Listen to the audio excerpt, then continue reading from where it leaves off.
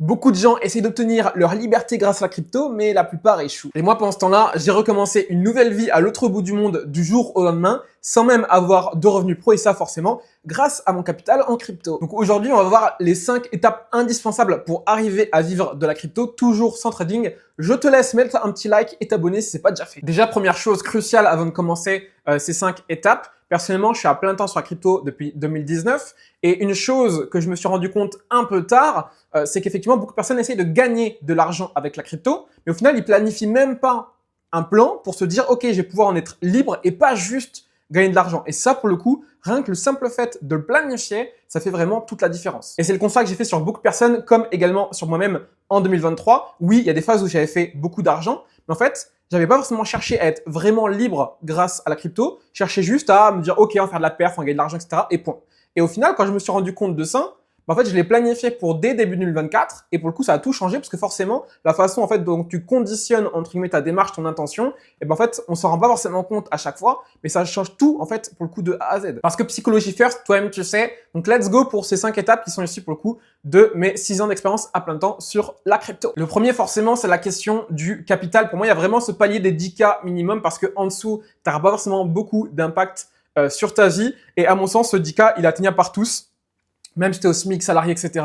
Alors oui, il faut serrer un peu à sature et optimiser les choses, mais que ce soit par l'augmentation de tes revenus ou par effectivement l'optimisation de tes finances actuelles, pour moi, c'est largement faisable. Si tu as plus, c'est mieux. Et je parle pas forcément, encore une fois, de prendre énormément de risques, faire trading, etc. Mais forcément, si tu n'as que 10K, entre guillemets, ça prendra plus de temps que si tu as plus de capital. Donc, c'est vraiment un juste milieu à trouver. Mais avoir suffisamment de capital, si tu veux vraiment, pour le coup, avoir une vraie liberté forcément avec la crypto, c'est indispensable. Moi, je me rappelle qu'au début, j'avais commencé avec 50 € parce que je comprenais vraiment rien du tout à la crypto. Et quand j'ai vraiment compris, je me suis dit, OK, là, il me reste que 2K pour le coup sur mon compte. J'ai dit, vas-y, je starte avec 2K. Et déjà que ces 2K-là, je me rappelle avoir dépassé déjà un bon 10K. Donc après, effectivement, le marché était aussi plus jeune. Mais derrière, j'ai jamais en fait réinvesti énormément parce qu'après, je suis passé pour le coup avec l'activité professionnelle en pro et tout. J'ai jamais trop réinvesti. J'ai juste investi pour le coup au début. Et j'ai dû monter globalement au total à environ 20 000 € d'invest. Et j'ai jamais en fait réinvesti par la suite avec la boîte dans la partie crypto. Donc la preuve que c'est faisable parce qu'aujourd'hui quelques milliers d'euros pour moi c'est très négligeable pour le coup sur mon capital en crypto. Donc comme quoi même sans investir des énormes sommes, c'est pour le coup largement faisable. Ce que tu dois définir en fait c'est tout simplement un besoin en termes de coût de la vie que toi tu as besoin. Si en plus tu as des enfants etc, une famille, forcément tu auras besoin de plus de budget. Mais définir en fait combien tu as besoin globalement pour arriver à vivre dans la crypto, sachant qu'il y a des cycles, les marchés aussi, ma phase baissière, etc. Et certaines qui sont beaucoup plus agressives, autant à la hausse qu'à la baisse que d'autres. Et en fait, te définir un budget de combien tu as besoin et déjà savoir combien tu as besoin en termes de budget, ben, naturellement, ça te permet de chiffrer et de mettre une stratégie pour arriver à y arriver, que ce soit en termes d'investissement, capacité d'investissement, d'aller chercher plus d'investissement aussi et de gestion. Donc forcément, ça va faire déjà une première diff. Et je te mets un exemple tout con, mais que j'ai mis sur Insta. Alors, c'est un cliché, mais effectivement, l'exemple de 2015 avec un BTC à 300 $. Si tu as investi pour le coup seulement 50 €, ça te fait environ 17 000 €, ce qui clairement n'est pas quelque chose qui permet d'être vraiment libre avec la crypto. 17 000 €, c'est cool, mais c'est pas non plus incroyable. Par contre, si tu avais investi seulement 1 000 €, donc effectivement c'était tôt, mais c'est pour te montrer l'exemple parce qu'en réalité, dans 5, 10, 15, 20 ans, ça sera exactement les mêmes proportions dans l'idée. En fait, si tu avais investi non pas 50, mais 1 000 €, ce qui est forcément plus que 50, mais 1 000 €, ça reste largement accessible. En fait, là, ça te fait 330 000. Et 330 000 pour vivre de la crypto, à part si tu vis comme un prince dans un truc super luxueux, tu peux vivre déjà pas mal de temps, d'accord? Donc, c'est un exemple que des fois, effectivement, même avec encore une fois de la récurrence, de la patience, sans forcément sans trading, tu peux avoir une vraie liberté sans forcément investir des sommes monstrueuses, mais effectivement, faut t'en donner les moyens. Le deuxième point, c'est forcément la partie sécurité. Si ton capital il n'est pas sécurisé, tôt ou tard, il suffit d'une fois. Hein. Moi, ça m'est jamais arrivé personnellement, je te le dis, mais j'ai eu des clients, j'ai eu des amis, j'ai vu pas mal de personnes, encore une fois, c'est une minorité, mais qui par négligence, tôt ou tard, c'est toujours le moment où tu t'attends le moins que ça arrive. Et il suffit d'une fois. Hein. Franchement, il suffit d'avoir un gros capital et que ça arrive une fois. J'ai vu des grosses sommes vraiment des fois de perdus. Donc, méfiez-vous. Encore une fois, c'était juste de la négligence. Pareil, 2FA, donc Google Authenticator. Mettez pas juste les SMS. Vraiment, Google Authenticator avec les petits mots de passe là qui changent toutes les 30 secondes. Mettez-le partout. Sur vos plateformes, sur vos mails, sur vos gestionnaires de mots de passe, partout. Vraiment, ça, c'est the must. C'est très simple d'utilisation et vraiment, mettez-le partout. Faites gaffe au réseau Wi-Fi Moi, pareil, sur mon téléphone, j'ai jamais de fonds crypto sur mon téléphone. Juste maintenant pour effectivement pouvoir retirer pour le coup de l'argent, mais juste vraiment jamais de fonds à mon sens sur le téléphone. Sécurisez un maximum là où vous avez vos fonds. Pareil, gestion des seeds, donc tout ce qui est phrases secrètes à gérer correctement, pas juste sur un petit carnet visible par tous, sans avoir de copie, etc. Vraiment, mettez des vrais process en place qui ne sont pas non plus trop contraignants, mais d'avoir un bon juste milieu entre c'est bien sécurisé et c'est pas trop complexe pour le coup à gérer. Attention, plateforme d'échange. Alors après, à la limite, effectivement, les Binance, Coinbase, celles-ci commencent vraiment à devenir des banques progressivement de plus en plus solides, entre guillemets. Donc ça, step by step, c'est de plus en plus acceptable. Mais encore une fois, je vous invite, encore une fois, pour le coup, vraiment phrase de récupération avec des portefeuilles matériels. Et j'insiste bien sur le matériel, pour le coup, parce que c'est vraiment une sécurité qui est largement plus élevée. Et faites super gaffe aux plateformes d'échange les moins solides. Je pense à KuCoin, des Mexe, etc. Elles ont pas mal d'historique pour certaines, mais attention, parce qu'encore une fois, on n'est pas surpris qu'il y ait des surprises et malheureusement, on ne prévient pas. Regardez ce qui s'est passé avec FTX. Pour le coup, c'est pour ça que je dis même Binance, Coinbase, etc. Après, FTX, c'était un cas particulier, mais même ça, c'est pas non plus 100% protégé. Alors qu'avec les portefeuilles matériels, jusqu'à présent, on n'a jamais eu de vrais soucis. Donc vraiment, effectivement, personnellement, j'ai jamais eu de soucis avec la partie sécurité, mais j'ai vu beaucoup de personnes négliger ce point-là, des amis, de la famille, etc. Enfin, pas de la famille, mais des amis, des connaissances, etc. Même des clients avoir ce souci alors qu'effectivement, on leur avait dit et on a mis tout ce qu'il faut en place. Donc, c'est une loi des nombres, malheureusement. Donc, faites gaffe à ça parce que t'auras beau faire autant d'argent que tu veux. Si du jour au lendemain, tu as tous les mêmes droits, que c'est facile d'accès et que tu te fais récup ton capital, dommage, il suffit d'une fois. Donc, ça arrive pas souvent, mais vraiment, ne le négligez pas. Ensuite, on a tout ce qui est la partie stratégie. Donc, forcément, les basiques, stratégie d'entrée, stratégie de gestion de portefeuille, beaucoup oublié, mais vous devez aussi avoir une strat pour pouvoir gérer correctement votre portefeuille. Stratégie de sortie, le plus dur. Le plus dur, c'est de vendre. Souvent, les gens se font plaisir un peu sur ce sujet et se disent « Ah, je vais vendre au top du marché, etc. » Non, ayez des strats et j'ai déjà d'ailleurs recommandé de commencer à vendre. Je te le mets d'ailleurs, la vidéo là juste ici sur le sujet, je t'invite vraiment à aller la voir. Je vais te la mettre, je sais plus si c'est de ce côté ou de ce côté, mais dans le petit i là en haut si tu veux, en ref dans la partie des vidéos. Mais vraiment, va voir ma vidéo sur les stratégies si tu as besoin. Stratégie d'entrée, c'est inclus. Je parle des autres parties complémentaires, notamment le profil et autres. Mais surtout, stratégie de sortie, pardon. C'est le plus dur. Franchement, stratégie de sortie, c'est le plus dur à vendre correctement. Donc vraiment, il faut absolument être carré. Si tu ne l'es pas, je t'invite vraiment pour le coup à le mettre en place. Et forcément, stratégie également fiscale. D'ailleurs, j'ai fait une autre vidéo sur la partie stratégie fiscale. Donc les destinations, c'est également un autre point. Mais déjà, avoir une stratégie fiscale qui est mise en place, même si dans 1, 2, 3 ans, je t'invite vraiment pour le coup à mettre en place. Je te remets la vidéo et pareil, je te la mets dans les petites infos du i-là si c'est dispo. Pour ma part, pour ce qui est des stratégies, moi je suis quelqu'un qui est très stratège, très cartésien de base, etc. Très optimisation, très perfectionniste. Donc je suis un peu un fanat du tryhard, donc toujours plus optimisé, etc. Mais attention, et c'est ce que j'arrête pas de bâcher du coup dans la vidéo de la partie stratégie, les stratégies les plus efficaces sont les plus simples. Donc l'idée c'est plus j'avance, plus je progresse. Moi, je suis quand même longtemps full-time dans la crypto, je peux me permettre de pousser un peu plus. Par contre, attention, parce qu'en fait, ce qui va performer le plus, c'est une espèce de stratégie qui est juste au milieu entre suffisamment optimisé par rapport à ton niveau, mais assez simple en fait. Le but, c'est pas de rajouter des choses dans ta stratégie, c'est d'en enlever le plus possible pour qu'en fait, elle soit le plus efficace et le plus entre guillemets, le plus en correspondance avec ton propre niveau et vraiment le plus simple. Il faut en fait essayer d'enlever des choses dans ta strat et la simplifier au maximum et qu'elle soit bien en correspondance avec le marché plutôt que de vouloir faire un truc extrêmement complexe. Encore une fois, les stratégies qui fonctionnent le mieux, c'est les plus simples. Je te remets du coup ma vidéo sur notamment un gros focus sur la partie stratégie de vente. Le plus dur, c'est de vendre. Donc surtout, ne néglige pas parce que malheureusement, c'est un truc où tu te rendras compte en marché baissier et souvent tard dans le marché baissier. Donc attention parce que tant que tu n'as pas fait l'erreur, on va revenir du coup sur la seconde partie, enfin sur la partie suivante. Mais malheureusement, tant que tu n'as pas fait les erreurs, tu ne pourras pas trop le comprendre. Donc vraiment, applique cette vidéo sur la partie stratégie de sortie et les autres stratégies du coup entrée, gestion de portefeuille, stratégie de sortie et la partie fiscale. La quatrième, c'est tout simplement psychologie first, la fameuse psychologie, parce que même si tu as des bonnes strates qui sont mises en place, si ta psychologie, elle ne suit pas, tu les appliqueras pas et tu vas te faire avoir par le marché. Pourquoi? Parce qu'encore une fois, système 1, système 2, on croit agir de manière rationnelle, logique, etc.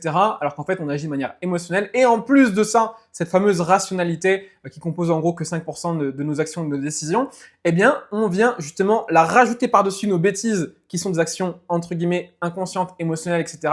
pour se dire non, mais en fait là, j'ai pas vendu, mais c'est normal parce qu'il y a un rebond sur le marché, t'inquiète, regarde, le marché est en train de repartir. Non, c'est exactement ce qui se passe à chaque fois en marché baissier, c'est exactement la psychologie de marché baissier. Tout le monde en mode full buy the dip, alors que non, il faut absolument pas buy the dip, justement, il faut revendre ce que t'as et pas continuer d'en racheter. Donc vraiment, psychologie first, même si c'est la bonne strat, même si tout le reste est carré, c'est psychologie, je sais pas, c'est ballot. On parle souvent du process des 3 cycles de 4 ans. En gros, premier cycle de 4 ans, tu te fais déchirer par le marché parce que t'as pas les automatismes. Deuxième, tu commences vraiment à performer. Et le troisième, là, tu fais une très grosse performance, tu maîtrises vraiment pour le coup le marché. J'ai été partiellement une exception parce que 2021, c'était mon premier cycle, mais j'ai déjà fait des dingueries, mais malheureusement partiel aussi. Pourquoi? Parce qu'en fait, dans le cerveau, il y a 2 parties qui sont vraiment cruciales par rapport à ça. Tu as l'amygdale qui est liée aux émotions et tu as également l'hippocampe qui est lié à la mémoire. Et donc forcément, quand c'est implémenté dans la mémoire de manière émotionnelle, donc amygdale plus hippocampe, bah, ça fait un ancrage émotionnel qui fait que la prochaine fois que ces erreurs, le top de marché, le bottom de marché, les phases de volatilité à la hausse ou à la baisse, etc., elles reviennent, bah là en fait, tu as automatisé, parce que c'est dans ta mémoire émotionnelle, de te dire je fais l'inverse. Encore une fois, système 1, système 2, on agit de manière réactive, émotionnelle, etc. Et pour ça, il faut que ce soit ancré dans ton cerveau, grâce justement à cet apprentissage et cette mémoire émotionnelle. Donc quand tu n'as pas l'expérience et que c'est tes premiers cycles, forcément tu te fais déchirer. C'est pour ça que je me suis même, grâce justement à la partie entre guillemets super réceptivité émotionnelle, super appétence à la psychologie, un peu entre guillemets, j'aime pas trop cette étiquette, mais effectivement hypersensibilité, bah, j'ai pu les ancrer plus facilement et me focus sur la psychologie fait que effectivement j'ai pu prendre de l'avance plus facilement par rapport à ces mécanismes. Mais en fait, j'ai pas esquivé sur beaucoup de points parce qu'en fait, sans les avoir vécus, bah en fait, c'était pas un réflexe pour le coup biologique. Les appétences, que ce soit par rapport à la partie psychologie ou peu importe les graphiques, le fondat, tout ce que tu veux, etc. C'est ultra personnel. Ça dépend de ton vécu et où du coup tu as mis du focus pour créer un équilibre dans ton cerveau. Et le cerveau va le rendre un peu dépendant de cet équilibre-là que tu choisis de créer ou non, hein, pour le coup. Donc, tu peux aussi le programmer, mais forcément, moi, je suis quand même ultra réceptif sur le sujet. Et je te le dis, hein, 2021, j'ai pris ultra cher de fou. Je le gardais pour moi parce qu'en plus, j'avais la responsabilité de mes premiers pour le coup, clients. J'ai pris très cher pour le coup, notamment sur la correction de mi-cycle en 2021. Je te la remets ici pour le coup, la grosse correction de 2021. Et en fait... genre, j'ai pris tellement cher, mais justement parce que je suis plus réceptif, bah justement, dans la partie mémoire émotionnelle, entre l'amygdale et l'hippocampe, ça s'est ancré plus fort. Donc, j'ai pu effectivement anticiper ça plus rapidement. Et c'est justement grâce à ces grosses corrections de 2021 que j'ai pu justement correctement gérer à minima, pour le coup, la fin du cycle et éviter justement les pièges parce que j'ai déjà appris de cette grosse phase de volatilité très agressive entre janvier et juin globalement, sachant que pareil, c'est le même pattern, mais j'avais déjà vécu à plus petite échelle. Sur la bulle de la DeFi, c'était juillet-août. C'est surtout pour le coup la partie août 2020, donc avant le bull run de 2021, et la grosse correction qu'on a également en septembre 2020. Donc déjà avant ça, j'avais déjà vécu un premier cycle, entre guillemets, à plus petite échelle, mais forcément, c'était pas la même gravité et agressivité que ce qu'on a connu pour le coup en 2021. Mais du coup, cette première partie de cycle m'a permis d'anticiper beaucoup mieux, pour le coup, la fin de cycle, il m'a permis de prendre quand même pas mal d'avance, notamment d'anticiper le top de marché également, des mois à l'avance, tout ça est disponible publiquement. Mais du coup, ne pas négliger la partie psychologie first. Et si vous avez des difficultés sur le sujet, bah, sachez qu'en général, ça peut justement, parce que ça s'ancre potentiellement mieux aussi chez vous, de manière biologique dans votre cerveau, ça peut vraiment être une force. Et aujourd'hui, j'en ai vraiment fait une force. Et je sais que bah, j'ai plus de capacité sur le sujet que la moyenne parce que justement, je l'ai programmé aussi pour moi-même, mais c'était également une appétence en plus de ça, également dans mon cerveau. Donc, même si vous êtes déjà bon, entre guillemets, sur la partie psychologie et compétent, vraiment négligez pas, parce que psychologie first, sinon le marché va vous avoir. Plus vous aurez de l'ego, plus il va vous permettre de vous piéger, parce qu'il est vraiment construit à l'inverse de notre psychologie, de nos réflexes pour le coup de survie, même si sur le long terme, ça fait que monter à chaque fois, à moyen et court terme, le marché est conditionné et se structure naturellement pour vous piéger. Donc, si vous êtes bon sur la partie psychologie, ne négligez pas. Et si jamais vous avez des faiblesses, bah, ça peut justement être une grande force parce que ça se trouve en termes de réceptivité, d'appétence, etc. Justement, bah, vous avez plus de volatilité, donc plus de volatilité, plus de potentiel. Ça, c'est ce qui va t'arriver si tu négliges la partie 5, la partie stratégie fiscale. L'idée, c'est que si tu commences à retirer plus que tes revenus pro, perso, etc., en fait, tu peux facilement passer en professionnel, que ce soit en France ou dans beaucoup de juridictions. Hein. Donc, j'abuse dans les 50 des fois, mais en gros, il faut savoir que ça peut vraiment facilement et rapidement monter vers les 50. Ça dépend pour le coup aussi des cas. Mais forcément, si déjà tu tapes 50% d'imposition sur ce que tu gagnes, sachant qu'encore une fois les pertes, il n'y a pas de récupération parce que l'année précédente, non, c'est que sur les gains. Et les années où tu as fait des pertes, c'est pas du tout reportable. Au final, les gains que tu as fait, tu devras faire déjà 2 fois plus qu'une personne qui paye zéro ou très peu d'imposition. Parce que oui, par exemple en Thaïlande, c'est 0% et c'est absolument pas la seule destination sur tout ce qui est crypto. Et donc, du coup, déjà pour pouvoir vivre avec la même target, rappelle-toi le plan qu'on a mis en place et qu'on a évoqué, même te faire aussi, on parlait de la partie stratégie, hein, mais te faire une propre stratégie pour ta target de financière personnelle, elle rentre aussi dans cette 5e partie. Entre guillemets, c'est la partie coût de la vie et la partie fiscalité. Mais si effectivement tu es dans une juridiction fiscale qui est éclatée au sol, qui te pompe tout ton oseille, bah déjà de base, sans même prendre en compte le coût de la vie, bah tu vas potentiellement devoir déjà multiplier tes gains par 2 pour le même coût de la vie tout simplement. Et justement, si tu optimises ton coût de la vie, là, notamment en Thaïlande, forcément, les coûts de la vie sont beaucoup plus généreux, entre guillemets, en termes de confort. Bah, en fait, le but n'est pas forcément de réduire, à mon sens, ta qualité de vie, mais justement bah, d'avoir un standing bien plus élevé sans forcément augmenter ton coût de la vie. Et c'est extrêmement agréable. Et du coup, pour le coup, et en plus, même ça me revient pour le coup moins cher que par rapport à la Côte d'Azur, par exemple. Mais l'avantage, c'est qu'effectivement, quand tu prends en compte déjà une très bonne fiscalité et en plus de ça, des coûts de la vie très agréables, en fait, limite, une personne A va devoir, par exemple, faire 4 000 euros minimum par mois, c'est un exemple, pour pouvoir vivre décemment de la crypto. Et une personne qui a optimisé son coût de la vie et sa fiscalité, bah, ça se trouve que 1 000 euros, ça va lui suffire. C'est un exemple, mais ça peut vraiment faire ce x4 en prenant en compte à la fois la partie fiscale et à la fois la partie coût de la vie. Donc vraiment pour la partie fiscale, coût de la vie et plan personnel, donc ça tourne surtout avec la partie stratégie fiscale, hein, parce que sans stratégie fiscale, en fait les deux entre guillemets ils peuvent être vraiment complexifiés. Mais effectivement te mettre une target aussi de savoir ok j'ai besoin de X, je te l'ai dit au début, tous les mois ou du coup chaque année pour me dire par exemple j'ai besoin de 20 000 ou 50 000 etc. en fonction de mon mode de vie, de où je veux vivre, de la fiscalité, etc. Prendre tout ça en compte pour te dire, OK, j'ai besoin de tel target pour pouvoir vivre décemment au minimum de la crypto. Et je sais que je dois faire minimum cette target-là. N'hésite pas pour le coup à monter un petit peu. Et c'est pour ça que là, pour le coup, moi, j'ai bougé aussi en Thaïlande. Le jour où je prends l'avion, évidemment, en plus, on passe à 0% sur les cryptos. Mais très, très intéressant au niveau fiscal et coût de la vie, pour le coup, largement acceptable. Je suis à Bangkok dans une très, très belle résidence. Donc, je pourrais largement baisser mes coûts de la vie. Mais encore une fois, que je te dis, moi, je préfère largement avoir moins cher pour un coût de la vie une qualité de vie qui est bien supérieure, plutôt que ultra bridé, payer quasiment rien et avoir un coût de la vie plus cheap.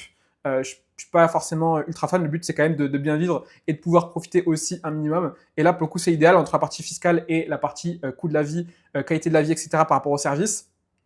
Du coup, ce que j'ai fait personnellement, je te partage un peu ce que moi j'ai fait en termes de stratégie fiscale. C'est que du coup, 2023, en fait, j'étais à la sauce. Genre, j'étais tout en stablecoin et je voulais retirer impossible. Du coup, il y a une partie que je payais aussi avec la boîte, ce que je pouvais, etc.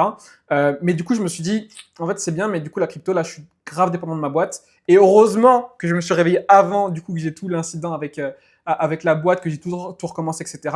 Parce que du coup, je me suis dit, ok, bah 2024, c'est pas grave. J'accepte de vivre de la crypto et je me dis, j'ai vraiment envie de la crypto. Et c'est là que j'ai vraiment mis en place un plan, du coup, c'était en fin mi-2023 pour 2024. Et début 2024, j'ai commencé vraiment à me payer avec la crypto, à vivre pour le coup avec la crypto. Pourquoi? Parce que notamment, j'ai appris l'info sur un des séminaires fiscalité de monsieur Daragon, où pour le coup, je pouvais passer mes gains crypto en IR parce que j'avais pas de revenus. Je payais quasiment tout ce que j'avais besoin avec la boîte et j'avais des fonds de côté. Et du coup, c'est pour ça que je me suis dit, ah là, les fonds de côté, je commençais à être juste. Et j'ai décidé, du coup, en fait, sur ton avis d'imposition français, en tout cas, c'est valable avec la France, si tu n'as pas de revenus professionnels, personnels, etc., en fait, tu peux passer tes revenus crypto. Donc, au lieu de payer les 30% de flat tax, voire plus si tu es qualifié en pro, mais tant que ce n'est pas des énormes sommes, ça ne va pas être en principe trop dérangeant. Et au final, tu peux les passer sur ton IR. Donc, au final, tu as les 17% de charges sociales, plus effectivement les différentes tranches qui se cumulent. Mais du coup, c'était moins que mes 30%, vu que j'avais pas des revenus monstrueux, que j'ai pas besoin non plus de 300 000 euros pour le coup par an pour vivre. Et du coup, donc 2024, j'ai fait cette transition avec la partie IR. Mais du coup, comme je te le dis, si tu retires des grosses sommes ou que tu as déjà des revenus perso, bah là, c'est pas forcément ultra optimisé. Il se peut que la France, pour vivre de la crypto, c'est clairement pas le meilleur spot.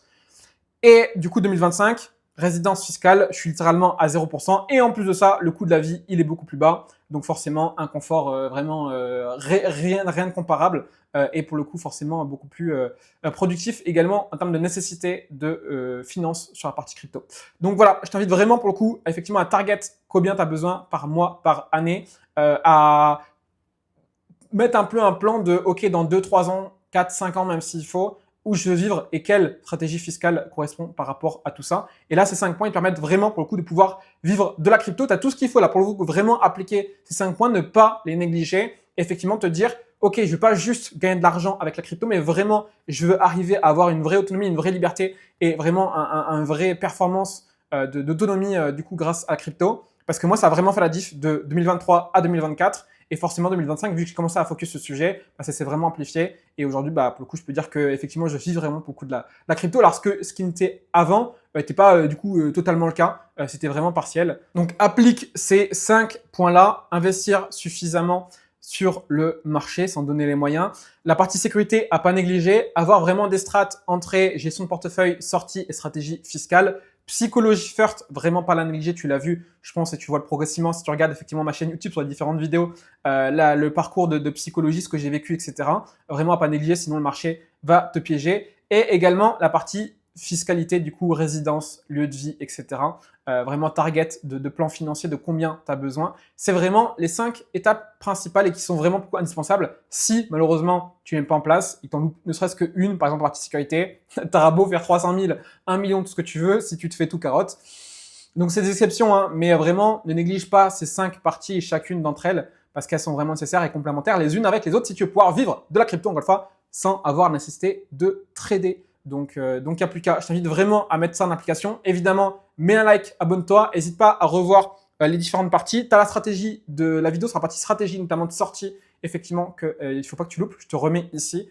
Tu as également dans les petits des petites informations là. Et du coup, on se retrouve pour la prochaine vidéo. Je te remets également la stratégie fiscale, évidemment, si tu as besoin beaucoup sur le sujet, à ne pas négliger ces 2 vidéos sur la partie stratégie, notamment de sortie et la stratégie fiscale. Donc, just do it. Si tu veux vivre de la crypto, encore une fois, sans trading, c'est pas forcément nécessaire. Pas besoin d'avoir un énorme capital comme on l'a vu dans cette vidéo. Mais just do it, focus effectivement le sujet, donne-toi les moyens.